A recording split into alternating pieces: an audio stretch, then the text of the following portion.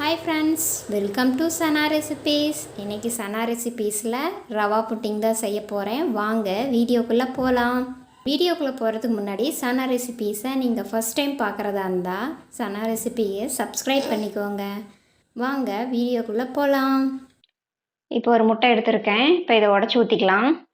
ஒரு முட்டை உடச்சி ஊற்றிருக்கேன். இப்போ இதை நல்லா பீட் பண்ணிக்கலாம்.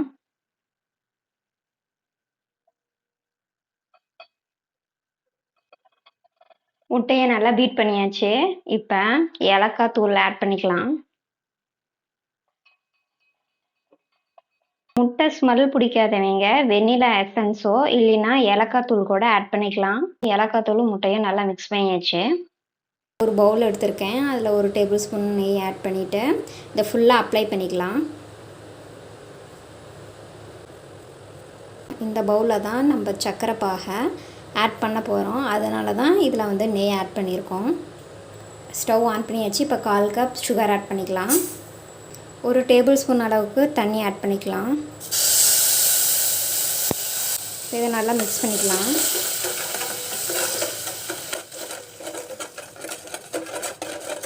சுகர் நல்லா மெல்ட் ஆகி ஒரு தேன் கலர் வந்தோன்னா ஸ்டவ் ஆஃப் பண்ணிக்கலாம். கைவிடாமல் மிக்ஸ் பண்ணிகிட்டே இருக்கலாம்.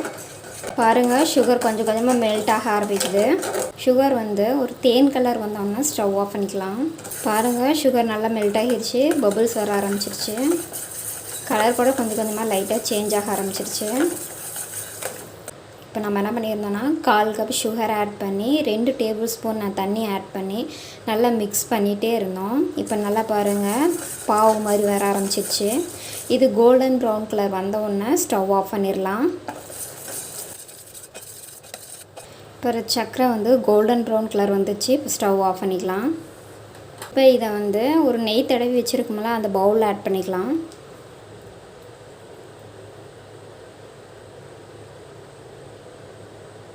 சக்கரை பாவை இப்போ அந்த பவுலில் ஆட் பண்ணியாச்சு.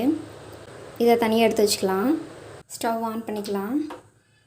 இப்போ 150 ml பால், கெட்டியான பாலாக இப்போ ஆட் பண்ணிக்கலாம்.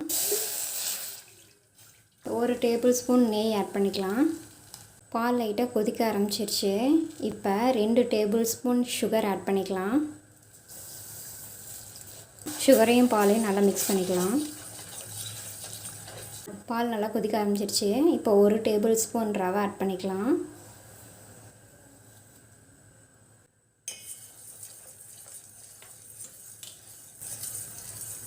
இதை நல்லா மிக்ஸ் பண்ணிக்கலாம்.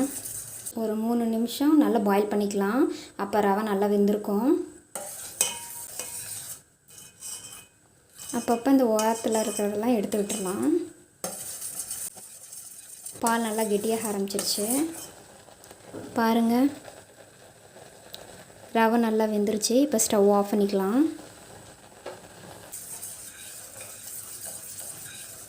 ஒரு 5 மினிட்ஸ் அப்படியே விட்டுடலாம். 5 மினிட்ஸ் ஆயிடுச்சு. இப்போ நம்ம எக்கை பீட் பண்ணி வச்சுருந்தோம் இல்லையா, இதில் இந்த ரவையை ஆட் பண்ணிக்கலாம். கொஞ்சம் கொஞ்சமாக ஆட் பண்ணி நல்லா மிக்ஸ் பண்ணிக்கலாம்.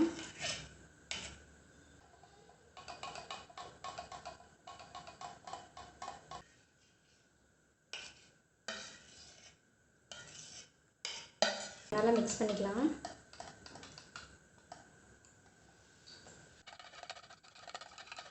ஒரு 5 மினிட்ஸ் நல்லா கைவிடாமல் நல்லா பீட் பண்ணிகிட்டே இருக்கலாம்.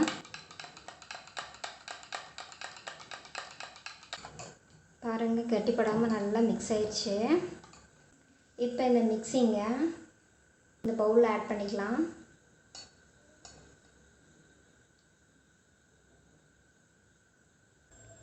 இப்போ ரவா புட்டிங்க இட்லி பாத்திரத்தில் வச்சு தான் வேக வைக்க போகிறோம். இட்லி தட்டு வச்சுட்டு இப்போ இட்லி பாத்திரத்தை இந்த பவுலை வச்சிடலாம்.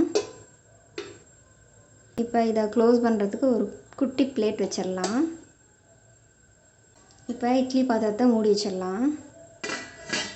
ஸ்டவ்வை மீடியமில் வச்சுட்டு ஒரு 30 நிமிஷம் நல்லா வேக வச்சுட்டு ஸ்டவ் ஆஃப் பண்ணிடலாம். அப்போ ரவா புட்டிங் நல்லா வெந்திருக்கும். 30 நிமிஷம் ஆயிடுச்சு. இப்போ மூடி ஓப்பன் பண்ணி பார்க்கலாம். இப்போ ரவா புட்டிங் வெந்துருச்சா இல்லையான்னு செக் பண்ணி பார்க்கலாம். பாருங்கள், கத்தியில் ஒட்டவே இல்லை. அப்போ ரவா புட்டிங் ரெடி ஆயிடுச்சுன்னு அர்த்தம். ஒரு 10 மினிட்ஸ் இந்த ரவா புட்டிங் நல்லா ஆறட்டும். 10 மினிட்ஸ் ஆயிடுச்சு. கத்தியை வச்சு ஓரத்தில் இருக்கிறதெல்லாம் நல்லா எடுத்து விட்டுடலாம். இப்படி நல்லா தட்டி விட்டுருங்க.